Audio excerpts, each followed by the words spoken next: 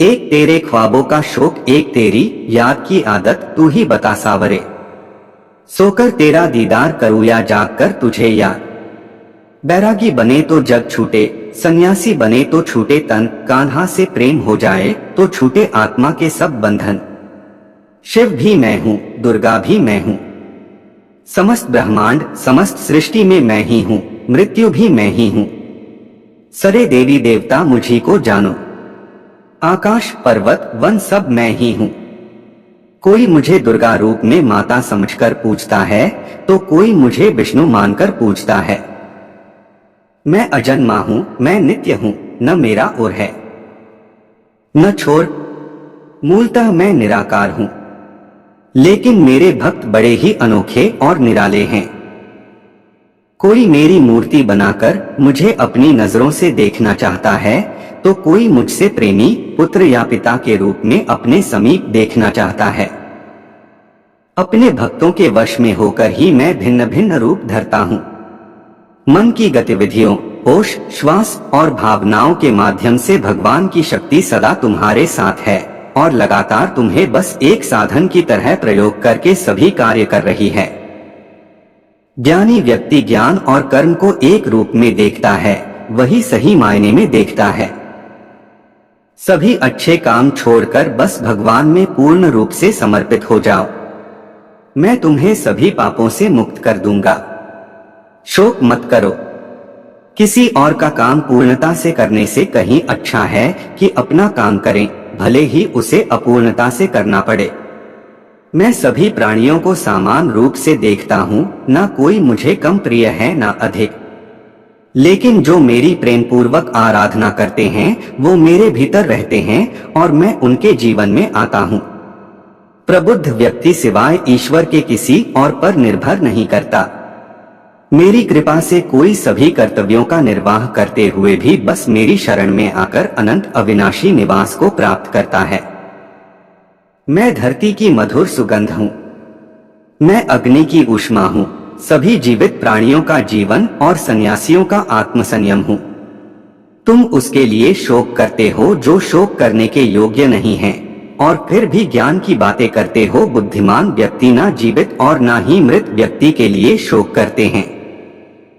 कभी ऐसा समय नहीं था जब मैं, तुम या ये राजा महाराजा अस्तित्व में नहीं थे, ना ही भविष्य में कभी ऐसा होगा कि हमारा अस्तित्व समाप्त हो जाए। कर्म मुझे बांधता नहीं, क्योंकि मुझे कर्म के प्रतिफल की कोई इच्छा नहीं। वह जो वास्तविकता में मेरे उत्कृष्ट जन्म और गतिविधियों को समझता है, वह शरीर त्यागने के बाद पुनः जन्म नहीं लेता और मेरे धाम को प्राप्त होता है। बुद्धिमान व्यक्ति को समाज कल्याण के लिए बिना आसक्ति के काम करना चाहिए। जो व्यक्ति आध्यात्मिक जागरूकता के शिखर तक पहुंच चुके हैं, उनका मार्ग है निःस्वार्थ कर्म। जो भगवान के साथ संयोजित हो चुके हैं, उनका मार्ग है स्थिरता और शांति। वह जो सभी इच्छाएं त्याग देता है और मैं और मेरा की लालसा और भावना से मुक्त हो जाता है, उसे शांति प्राप्त होती है। मेरे लिए ना कोई घृणित है ना प्रिय, किंतु जो व्यक्ति भक्ति के साथ मेरी पूजा करते हैं वो मेरे साथ हैं और मैं भी उनके साथ हूँ। जो इस लोक में अपने काम की सफलता की कामना रखते हैं वे देवताओं का पूजन करें। बुरे कर्म करने वाले सबसे नीच व्यक्ति जो राक्षसी प्रवृत्तियों से जुड़े हुए हैं और जिनकी बुद्धि माया ने हर ली है, वो मेरी पूजा या मुझे पाने का प्रयास नहीं करते। स्वर्ग प्राप्त करने और वहां कई वर्षों तक वास करने के पश्चात एक असफल योगी का पुण्य एक पवित्र और समृद्ध कुटुंब में जन्म होता है। केवल मन ही किसी का मित्र और शत्रु होता है। मैं सभी प्राणियों के हृदय में विद्यमान हूँ। ऐसा कुछ भी नहीं, चेतन या अचेतन, जो मेरे बिना अस्तित्व में रह सकता हो। वह जो मृत्यु के समय मुझे स्मरण करते हुए अपना शरीर त्यागता है, वह मेरे धाम को प्राप्त होता है। इसमें कोई संशय नहीं है। वह जो इस ज्ञान में विश्वास नहीं रखते, मुझे प्राप्त किए बिना जन्म और मृत्यु के चक्र का अनुगमन करते हैं। जो दान बिना सत्कार के कुपात्र को दिया जाता है, वह तमस दान कहलाता है। मनुष्य संप्रदाय दो ही तरह के हैं, एक दैवीय संप्रदा वाले, एक आसुरी संप्रदा वाले। दैवीय संप्रदा मुक्ति की तरफ और आसुरी संप्रदा नरकों की ओर ले जाने वाली है।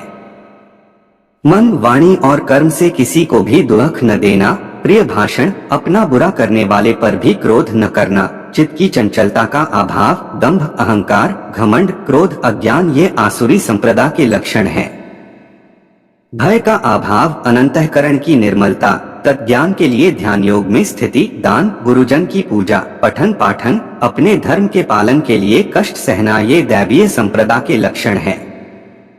शास्त्र, वर्ण, आश्रम की मर्यादा के अनुसार जो काम किया जाता है वह कार्य है, और शास्त्र आदि की मर्यादा से विरुद्ध जो काम किया जाता है वह अकार्य है।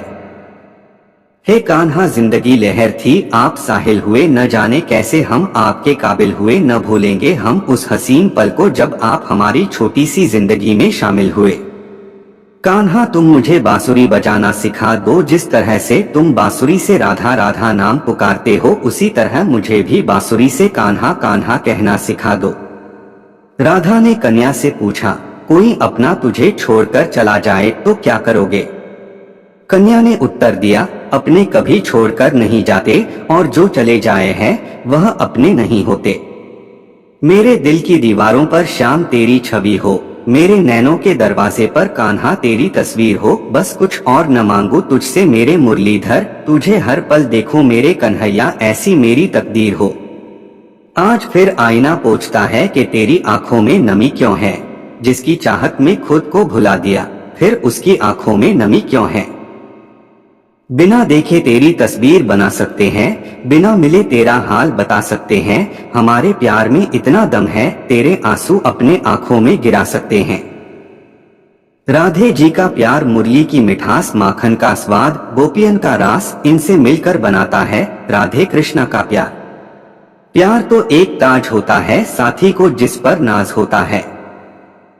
सावरिया, अभी बाकी दिल में बहुत हसरत पर, मगर तुम वह अधूरे मुलाकात छोड़ गए।